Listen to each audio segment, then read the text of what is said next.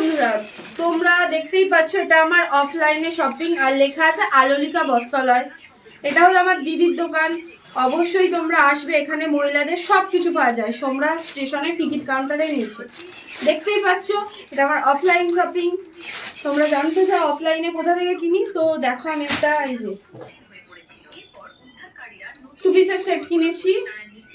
তো এই যে তো তোমাদের সাথে পরে শেয়ার করবো এটা কেমন লাগে, এই যে দেখতেই পাচ্ছ। তো চলো পরে আসি আমি।